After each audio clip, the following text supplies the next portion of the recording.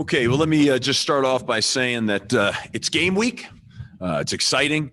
Looking forward to playing New Mexico. I'm looking forward to getting back and starting the Mountain West college football season. We've had a good preseason camp. Like everybody, I'm sure we've had our ups and downs along the way. Be it with injuries, be it with other things. Every day's a new day. Every day's a different day, presenting different challenges. We knew that's how that would be, but our team, our staff, we're all very, very excited to get started and kick this season off. I like the way our team is prepared. I like the way they have worked. We have a long way to go. But I think we're chipping away at it one day at a time, 1 week at a time. New Mexico, like us, is a program that, has got a new head coach. And so I'm sure with that comes some extra challenges. They have outstanding program. Coach Davey, I know, did a fabulous job when he was there. And so I know that as they come into this program, they're in the process of putting their packages in, but they have great players and a great coaching staff. So we have utmost respect for New Mexico and know that we'll be in for an unbelievable challenge here on Saturday. So we're looking forward to it. With that, I'm happy to answer any questions. Hey, Coach, this is Mike Brohard. It's been a different year, and I know you've had plenty of first games, but how excited are you to finally get this one underway, considering how 2020 has been, and you're at a new place? Yeah, very excited. No doubt.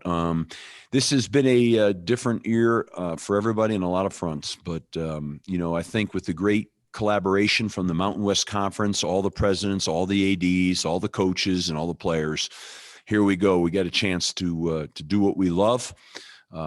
And that's be a part of the game of football. And it's very, very exciting. And I think when you lose something and you're away from it and then you get a chance on top of it, you're watching it each week, it really makes you realize how much you miss it. And, we all miss it very, very much. So looking forward to getting going.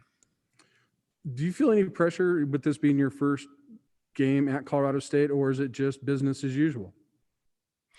Yeah, I mean, listen, anybody, I don't care how veteran you are, how many games you've coached in, if you don't have, if you don't have your nerves ironed up, if you don't have that rush of adrenaline and that energy and excitement that goes along with opening day, then you probably shouldn't be coaching anymore. That means maybe, it's time to get out. So whether this was my first game here as a head coach, I can only tell you, you get in that tunnel, you get ready to come out.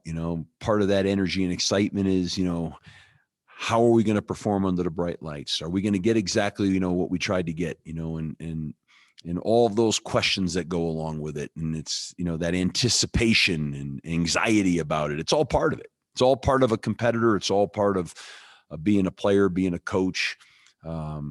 It's that opening day energy. And I hope it never goes away. Okay, we'll take our first question from Justin Michael. Hey, Coach, this is Justin Michael of DNVR. Thank you for taking the time to do this. CSU's beaten New Mexico 10 years in a row, and I know you need to be careful when comparing those situations. Coaches change, players change, systems change. Right. The one thing that's been constant throughout all that, CSU won the turnover margin in 9 of those 10 games. How important will that be this week, especially given the lack of training camp and the lack of general preparation? Yeah, Justin, I think you're right on the money. I mean, I think all the things you said, I think winning the turnover margin is critically important. You got to take care of the football, and you hope to be, low penalties. Those are important things in game one. I think, you hope your defense, usually offense takes a while to gel and come together, and never mind personnel issues, who's out, who's in. But I think opening day, playing physical, playing relentless, overall is an overarching theme. Take care of the football, play great defense, and make sure you're sound in special teams. To me, those things all kind of go hand in hand on opening day, even more so than any other day. Because a lot of times, hey, if it's clean, that's great. But a lot of times opening day can be a little sloppy, and you're hoping that that's not the case, and you're training and preparing for that not to be the case. But it's hard to simulate, a real game day until you play in a real game day. And so you hope that you've done all the things that can make it the best it can be. You hope that you arrive on game day healthy with all your players, because we're in a new world with that too, and heck, the Mountain West testing protocols, you can find out right now, the day of the game, that you could be without XYZ players. So I think the ability to adjust is also now this year even more so going to be a factor, because I think things are going to change day to day. Speaking of things changing day to day, it's obviously a situation that's fluctuating kind of every day at New Mexico. Does it make it hard for you guys to prepare for this game, just given, any moment it could come out that, hey, New Mexico can't play, it's not happening? Hey, listen, we could be in the same boat. It's fluctuating for us day to day. Okay. And so, it's the same on both sides. Yeah. They're, I only know what I read, but obviously they're dealing with some COVID related issues. And we are too. So, that's all real. And again, when I said it, I meant it. Like today's Monday. I don't know what tomorrow brings. I don't know what Thursday brings. You just don't know. And so you could feel great about where your team's at on a Tuesday, and then on a Friday or a Saturday morning, you can find out you're without 7 guys. It's all possible. It's all out there. And that's going to affect the outcome of the games. It's all part of it. Let's be real. So just you gotta stay steady in the boat. You got to try to have contingency plans. We're trying to cross train like as many players as we can. It's like in the old days, when I say old days, last fall, you kind of had let's say a starting center, and then you had a backup center. Well, now you probably better have 4 of them, because you could lose 2 of them in a blink. So, it's a different deal. And then, like you said, Justin, for all I know, we've been preparing now since last Wednesday for New Mexico, and then all of a sudden, you could get paused. So all these things are possible. It's all possible. And that's what makes 2020, in my opinion, super challenging. So control what you can control. Try to have as many contingency plans as you have. But at the end of the day, when you take the field with the 11 you take with, you got to go as hard and as relentless and as physical as you can. Thanks, Steve. Okay, we'll take our next question from Kevin Lytle.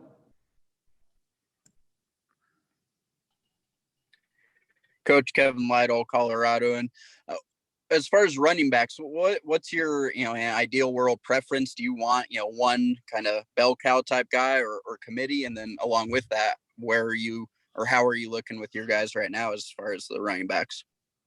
Well, we have the best running back coach in America, in Brian White. He's got a wealth of experience, and he'll manage. I think what you do is a lot of factors go into that. You're looking at whoever starts the game, you look at him and you say, okay, how's he running? How is if you can tell sometimes a guy gets in a groove a little bit. And then of course, you got to substitute him, because we play pretty fast, and you got to manage guys. They get exhausted. You got to get another guy in the game. So we certainly will play more than one running back. Obviously, that's kind of easy to say. And how much each guy plays will have a lot to do with how long we stay on the field. If we're on, it's a really good day. If you're having, 8, 10, 12 play drives, you're going to do a lot of substituting. If you're 3 and out, maybe you're not substituting as much, But if we have our druthers and we run in the high 70s of plays, then I would suspect you'll see several backs. And if one guy gets a hot hand, you're going to let that hot hand go.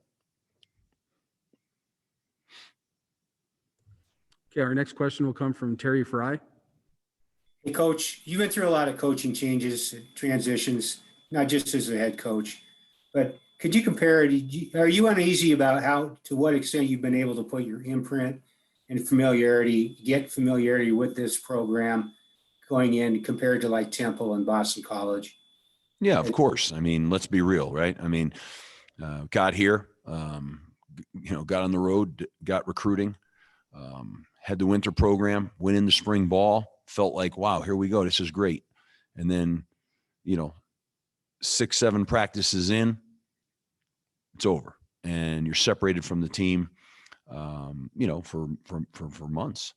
And so this, for everybody, this is not just us. I mean, for everybody, for any new program, this has been, uncharted water. So it's hard enough when you start with a new program, when you're new and, establishing a new program, new schemes, new offense, new defense, new special teams, new terminology, blah, blah, blah. That's a challenge to begin with. But now with the, fairly limited amount of time you've been able to be together and develop all that chemistry and all those fundamentals and all those, philosophical schematic packages, you're stressed even more. Well, I mean, New Mexico's obviously in the same situation as other teams are, but yeah, I mean, I think that, it gives you some anxiety, right? But because you're used to what a certain standard should probably be. But like I said earlier, like for a whole lot of reasons, man, in 2020, that's just, all that stuff is blown out, right? Because on top of everything I just said and you just said, you also have this other piece of the puzzle, and that's you're rotating daily who's in practice, who's not, and whether they're gone for a day, 2, 3, or 14. So that gives you anxiousness. Are we, do I feel like we are where we would have been had we had a traditional preseason? I'd say no. But then again, so's the other team. So, I said a long time ago in this whole thing that if we can play football, we got to play football, and it's not going to be perfect, and we just got to go. And I think some fluky things will happen in this season. I just do. I think you've already seen some unbelievable upsets and things that are not normal happening. And, I think we all know why that is. But at the end of the day, having the kids have a chance to go out and compete and play and having a chance to build and develop your program, it only helps you moving forward. Not doing that, you don't move forward as a football program at all. Well, alluding to that, how good can the football be and how weird will it be playing in front of no fans? Yeah, that's right. I forgot about that. Yeah. Well, I don't know. I mean, again, it's kind of new, but how good, it's hard to know that, right? I think you'll see that. My sense would tell me you'll grow each week. What's your starting point? You hope it's at a pretty good level, but if it's not, you just got to get it better the next week. And I think you got to have a big picture view of this whole thing. What I love about college football is the pageantry. I love that part of it. I love the fans, the student sections, and all that. That's all gone. So, I think what you just said is probably pretty accurate in terms of what leads to some of these bizarre outcomes, especially early. When you watch the other leagues open up, there was some head scratching games. And then I think over a couple, 3 weeks, it started to balance out a little bit. And I'm sure everything has a little to do with that, right? I mean, even the no fans in the stadium has got a little to do with it. It's kind of a weird deal, right? Once you get used to it, you're probably used to it. But in the beginning, how do you handle it has a lot to do with how you'll play. Okay, next we're going to go with Hart Pisani.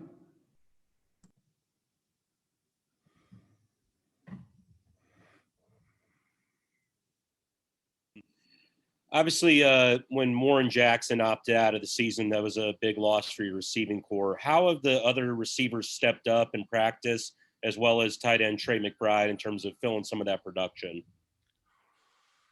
Yeah, well, I think when they've been here, we've been able to, how do you replace a guy like Warren Jackson, right? I mean, that's difficult. You're talking about an elite player in a conference, an elite player in school history. So that's a big blow. But these other guys have done phenomenal. They really have. And they've got ability. I think the thing is just been a little bit hard and challenging is the consistency of who's at practice every day. And then who will be there come Saturday. But certainly the guys we have, if they're all there and they're all healthy, I think we've got a fairly high talent level. Now, we've lost Cam Butler for the season, and I'm not going to go into the specifics of that in an unfortunate non-contact injury. So that was he was quite a playmaker. And so that's, like a lot of people, I mean, we've suffered an injury that has impacted our explosiveness. So Warren's down, as you brought up, and Cam's down. So those are two weapons that are down. Other guys have to step up, and I'm anxious to find out how that's going to roll.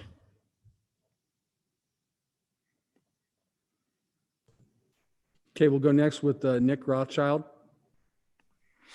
Hey, Coach. Nick Rothschild from Denver 7 here. You mentioned the difficulties of kind of getting to know your team with everything that's gone on, but what have you learned about your guys in the time that you've been able to spend around them? Well, I think they like football. They practice, they want to practice hard. I mean, they like ball, and they're into development, you know what I mean? And I think we're very detail orientated. And while I think we have a long way to go in that respect, I think that they're eager to go down that path. And I think that speaks to how much they like ball. I always use the world. Is football your world? Does it mean the world to you? Or is it just something you do, And we've got a bunch of guys that it means the world to them, and they want to be experts at it. They want to be, they want to be the best. So I've seen that, and that's been pretty good. In the time that we've had with our team, we have driven the program hard. I would say that it's been very physical.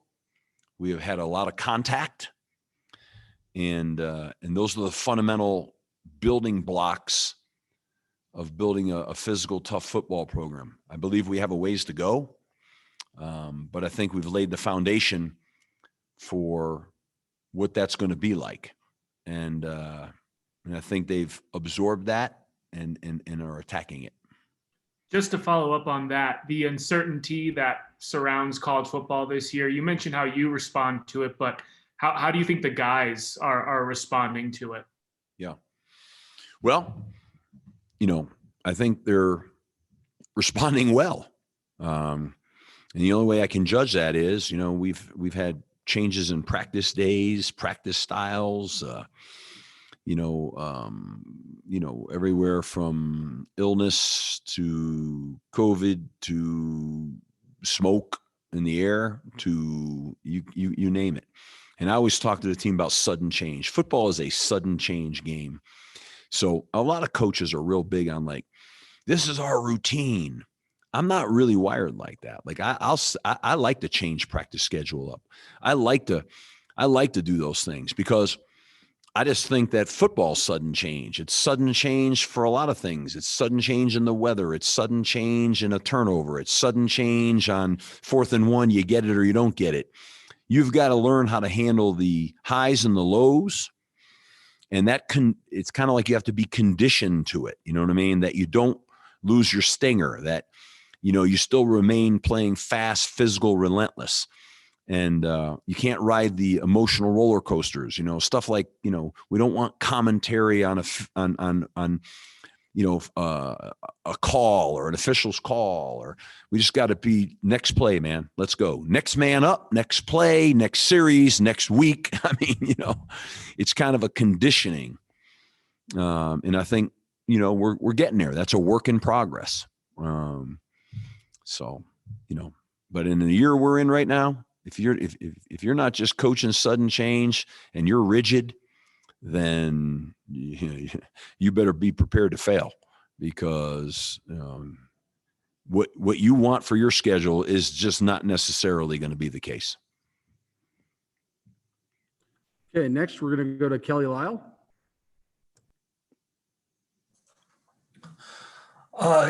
Yeah, Coach, Kelly Lyle with Fort Collins, Colorado. Wanted to ask you real quick two things. One is, you've talked a lot about first game, getting ready for the first game. Just how odd is it that you've been here 10 months and you're still getting ready for that first game? Just what's the personal feeling been like as you go through that process of feeling like after 10 months, you probably feel pretty entrenched here, and yet you still haven't coached a game. Yeah, I mentioned that to my wife yesterday afternoon. As a matter of fact, I said, it's amazing. I mean, we've been here 10 months and we haven't played a football game yet. But, you know, it's the end of October. We haven't played a game, right? I mean, in all of our cycles, reporters, coaches, everybody, this is odd and it feels weird. But like I said, sudden change, it's different. You know, you can't be rigid. It's kind of like, well, here we are, man. And, but it's different feeling for sure. No doubt about it. And, you know, when you stop and think about it, it's, you know, it's bizarre, but yet I would say I speak for all the coaches and saying, and I think the players and saying, man, we're just grateful to be able to be in this position where we actually are playing. Because there was probably a period of time where it just didn't look like, you know, college football was even going to play, you know? And so I'm grateful that we're playing, even though, yes, it's odd. It's different. It's hard to believe. 10 months, just get going. All the above are real emotions and they're true. And one follow-up I had to something you had mentioned earlier. You talked about every practice, not knowing who's going to be available. How many guys have you been down in a typical practice? I mean, you're A always lot down with injuries, but this is, as you said, a whole new thing to deal with.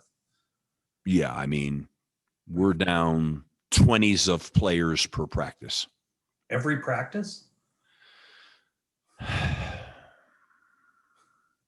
It's kind of been that way for the last 10 days. I just not one of these guys that's, you know, you're asking, so I'm telling you, you know, Right. but I mean, I'm not out there, you know, whining about it. But if you ask the question, yeah, that's the answer. I mean, we're missing, I don't know. I don't even know the number. I hate to, and someone, you know, fact check me on it, but I would say to you comfortably 15 to 20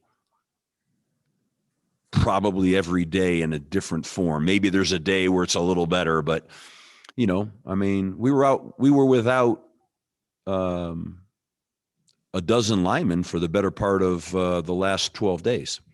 So we've had our issues and we are continuing to have our issues right now. And I'm not going to go into the depths of all of them right now. You know, but you know, I mean, there's a lot to this whole thing. It's not just about if someone actually has gotten sick or not either, right? I mean, there's a whole contact tracing element here and there's all kinds of stuff that's going on. And I think that our main concern, and rightfully should be, is the health and welfare of our student athletes. So we want to be as prudent as we possibly can be and as conservative as we can be within the protocols, within all the rules. So, you know, like everybody else, when I say this, I just don't want it to sound like, you know, I know everybody's dealing with this stuff. Now, there are some programs probably that just sheerly get lucky, right? I mean, there are some places throughout the country I've heard where they've been very, very fortunate. I think there's a lot of good fortune and luck involved here because it's, but then you've read all the other ones. I mean, you've read about Florida, you've read about Virginia Tech, you've read about, I can't even list them all. So, we're not saying that we're going through anything differently than anybody else. It's just probably, kind of the luck of the draw a little bit on any given week or probably any given, it's almost like it seems like couple of weeks, right? So, I mean, like sometimes you get in these modes, you're in with contact tracing, you're into them for a couple of weeks. It's not just, you start getting into 14-day quarantines. That's a lot of time. And so it's all over the lot right now. But I would tell you this. I think our players and our coaches have done a fabulous job of managing it, not whining about it, not worrying about it, and just kind of plugging along and finding a way to make each day work. We've had guys that have made position changes to get us through a couple of weeks. We've got starters that are playing different positions right now, and I'm not going to give that away just this second, just to help us get to where we want to go. So there's a lot of sacrificing, unselfish sacrificing by players going on right now to keep us moving guys from, to defense, from offense to defense to fill voids. And I'm assuming that's going on everywhere, but that's what we're doing right now. So in a weird way, like I feel like, okay, that's really hard to get any chemistry that way. It's hard to get any execution that way, but it's kind of cool from the standpoint that you kind of develop, in big picture, you start to be forced to develop some real fluidity where, you almost have guys that can kind of fill in a moment's notice and help you in areas, which you never probably would ever do. Never mind like a tackle playing a center. I'm talking about maybe a D lineman playing a guard. I mean, it's all happening. It's all happening. And that's, if you let it, it can frustrate the heck out of you, but I would say this to you, in this process, we have actually found some really cool stuff that we probably never would have found because we probably wouldn't have went down that path. We were forced to. And so like everything else, you try to find the blessings of every situation, or you can look at the negative because you certainly could spend your time doing that too, but that's not going to get anything accomplished. So that's why I say where we are today and where we are on Saturday, guys, I got no idea. Okay. I'm just saying, let's maximize this big Monday here today. Let's have the best Monday we can have. And then we'll worry about Tuesday come tomorrow morning. So that's kind of my mindset. And next, we're going to go to Eddie Hers. Hey, Coach, Eddie Hers with the Reporter Herald. Just with all that in mind, with all the players you've been missing over the last week or so, like you said, do you have a sense at all of what the starting lineup is going to look on Saturday, or is that kind of just a day-by-day thing, like you mentioned? Well, at a lot of positions, I certainly could project it. You know what I mean? And say, this is what, if we're all here, this will probably be this, this will be the whatever, the 5 starting linemen or the this or that. I could probably project that. But I really don't know. And of course, then just like any year, you have some positions to me that are still battling. You know what I mean? We're still battling it out. So those decisions haven't been made yet. There are other positions where they have been made, but they could change. I mean, I'm not exaggerating, guys. Like I'll get a text tonight at like 10 o'clock and I could be missing 5 guys tomorrow. So, or I could tomorrow morning, we start early, right? We're rolling at 7 a.m. At 6:10, I could be without 7 players, So, and I'm used to it. I mean, to be honest with you, I almost anticipate it. So that's it. I mean, it is truly something that nobody has ever prepared for. So, I mean, I so like right now I'm kind of smiling and laughing about it. And there are times where I'm just completely overwhelmed by it. Right. But you kind of like expect it now. So hopefully it's not, but then again, maybe tomorrow brings me to a new level I've not been at yet. Just following up off that, what does the quarterback situation look like within all that with Audi and POV? Yeah, they're doing great, man. Those guys are competing really hard, and and both have done a fabulous job. And I think Coach Lynch, he not only coaches the quarterbacks, but he's also the offensive coordinator. And I think that he's still evaluating it all, and I still think they're competing. And I think everything and all is out there, still. And the good news is we've really got 2 talented guys, and I think we've got to assess, what gives us the best opportunity to win come Saturday. And as we've been discussing almost ad nauseum here, there's a lot of factors now that maybe traditionally aren't as many go into a decision, now go into decisions. Like there's just, and I don't want to go into detail, but there's a lot of stuff that could affect those kinds of decisions based on what personnel is really available on game time. I think that's real now. You know what I mean? Like, you can't bank on a certain personnel that might favor or go a certain way. So I think all these things are being evaluated, but rest assured, they're competing really hard and that's really cool to watch. So I'm excited for them. Thanks, Steve. Okay, we're going to close out this session with a question from Sean Keeler. Hey, Steve, thanks much. Sean Keeler at the Post. Hey, you've talked about having to have a plan A, plan B, plan C, plan D. There's nothing like this. You've seen so many things in your career. But now you've got, do you have a plan A, plan B if like a coach can't go on a game day? You see that now when Les Miles can't make a trip. Nick Saban can't make a trip. Yeah. Wonder if you think about that, your staff, what you do. Yeah, I mean, I might not be here. I mean, I don't know.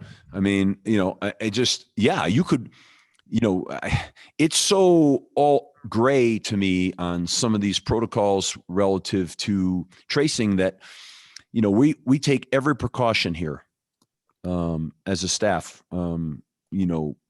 social distance, masking, being very aware of who's where. And because, what you worry about is the obvious, someone gets sick, they're quarantined, right? That's easy. I mean, it's not good, but it's easy. You got to quarantine them. But then what happens if that tags 4 or 5 other people? So we try to be extremely careful not to put ourselves in situations where you could lose 6 at one shot. Now, the positive is the positive, right? If you get test positive, it doesn't matter. You're out.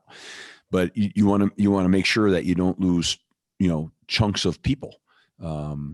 So yes, there are contingency plans for if the OC's down, who's calling the game?